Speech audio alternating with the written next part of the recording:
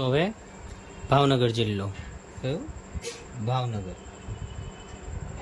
ભાવનગર જિલ્લાના કેટલા તાલુકા? તો ભાવનગર પોતે, ઘોઘા, વલભીપુર, ઉમરાળા, ગારિયાધાર, શિહોર, પાલીતાણા, તળાજા, જેસર અને મહુવા. તો આને યાદ રાખવા: વહુ શિગોભા જેમ પાલી, ગારે તેમ કરો.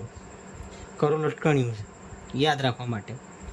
વ ઉ વલભીપુર ઉમરાળા, શી શિહોર, ગો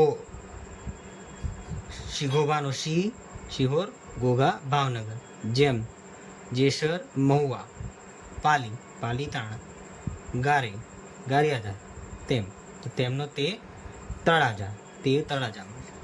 તો આ થયા ભાવનગર જિલ્લો.